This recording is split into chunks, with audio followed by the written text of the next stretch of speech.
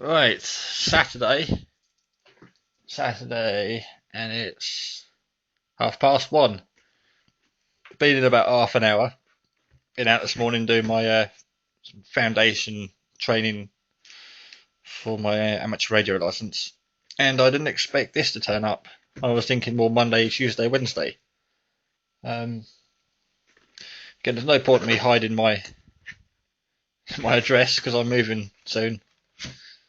But I know what this is. Oh, I thought it would be in a bigger box, so I'm guessing that's the actual size of it. And there is no packaging in there at all. So I'm glad he knocked on the door and he didn't just put it through the letterbox, because that probably would have broke. Right, let's have a little look ski. See what's in there. Oh, well, I know what it is. Do you know what it is? I'm going to start doing this with all my videos, I think. I don't know why. Okay, it's a 1,000-watt inverter.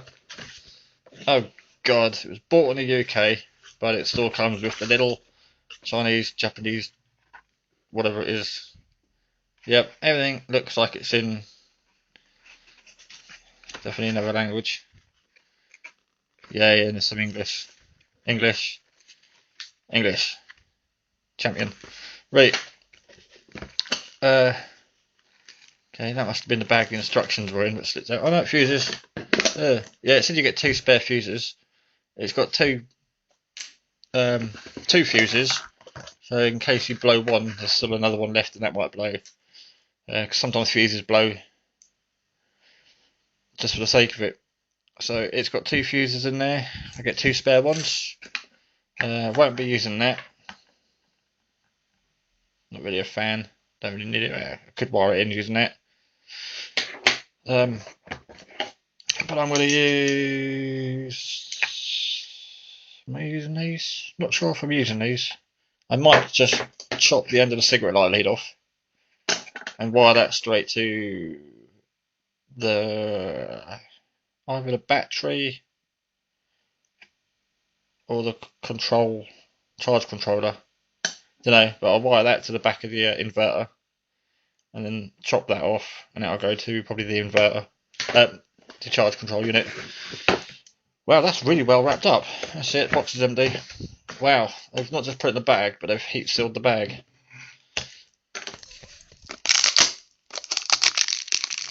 Horrible plastic. I'm going to be careful because I don't want to scratch it. Oh, and I'm trying to peel it off.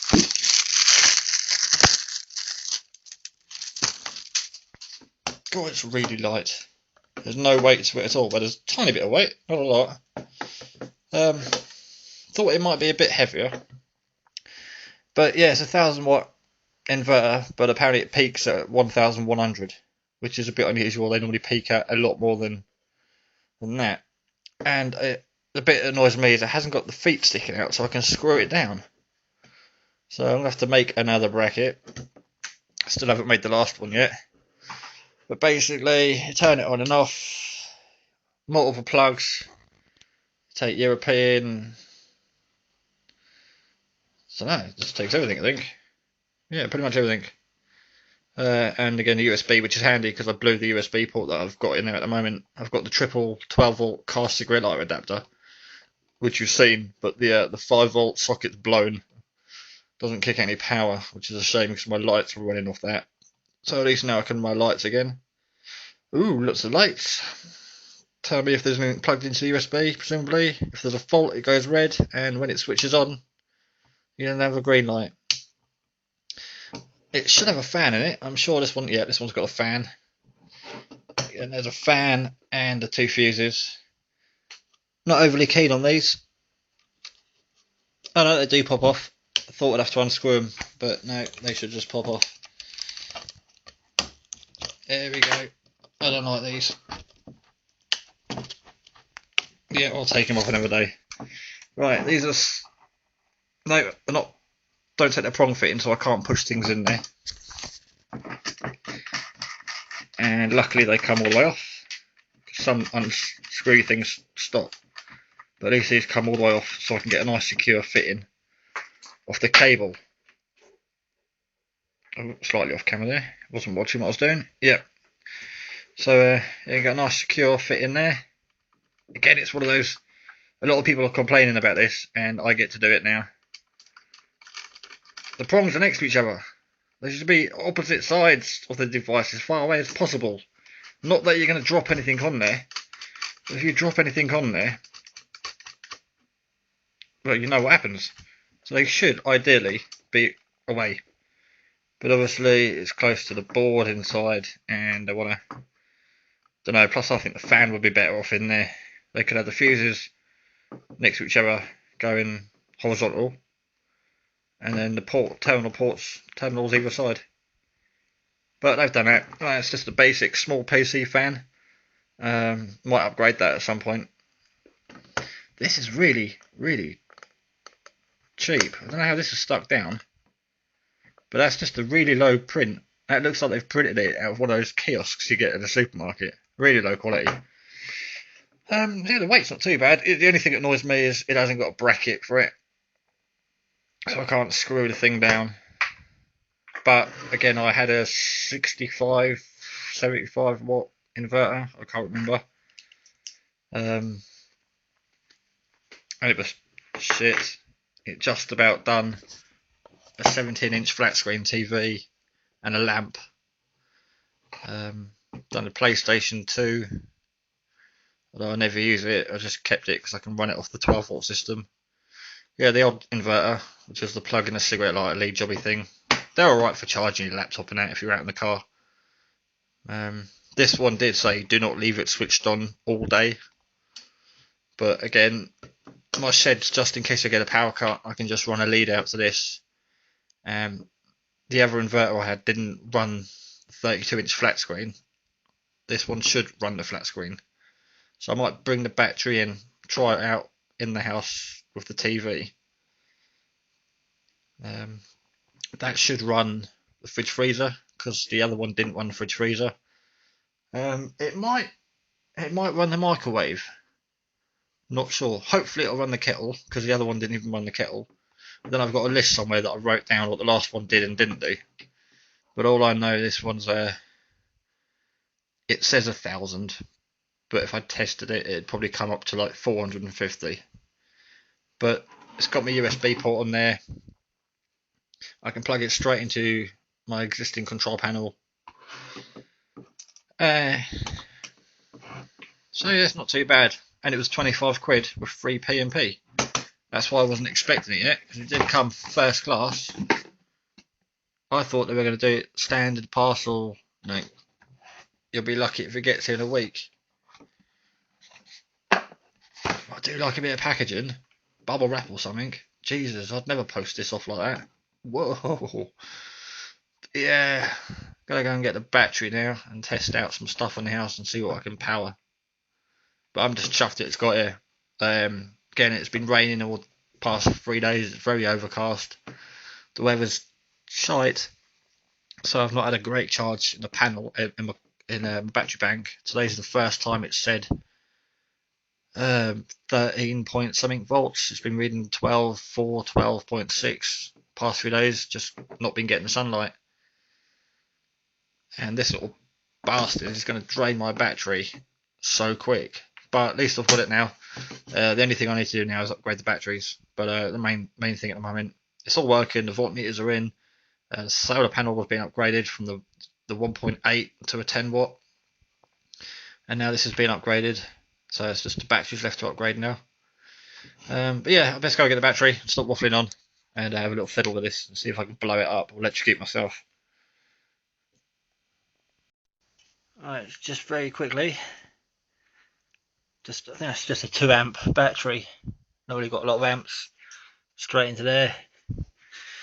Wire goes. Where is it? Straight into the telly. Just about to see that. So, I found out the USB power light stays on. So I'm guessing all the time this is connected, even when it's actually switched off, the USB socket's live. Anyway, it's plugged in. We'll turn it on and we'll watch the light on the telly.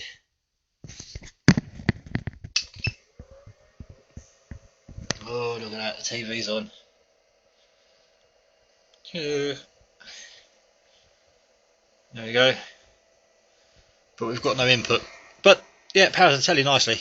I'm satisfied if it does the telly. It does everything. So I'm gonna try one of the fridge freezers. We've got two massive fridge freezers in the kitchen. I'm gonna try one of them now. But I don't see that being a problem at all. Before I turn it off, a lot of these, when the fault light comes on, they make a big, like an alarm goes off, big beep. And when you turn it off, you'll hear the beep.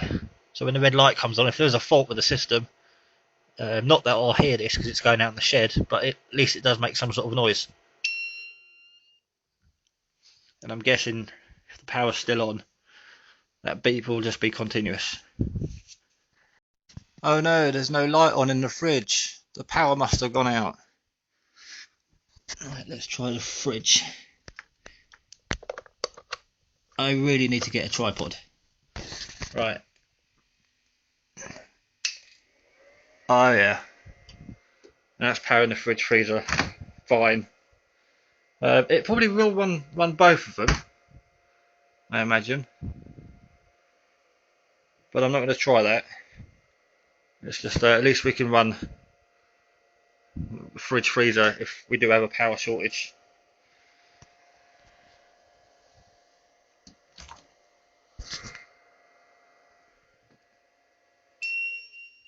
And there's that beep again. So yeah, freezer works too. Oh no, it's me again. The electricity's gone out. And I want a cup of coffee. Yes, you'll see in my other videos I have beer can stoves. I did use them last time we had a power cut. And I can't use my gas hob because I'm all electric. Right. Let's see if the kettle works. Because the kettle didn't work on the last one. Oh, just. No, it doesn't like the kettle. Okay, it doesn't like the kettle. I won't be running my kettle from it. But maybe the kettle will run with a bigger battery. At the moment, no.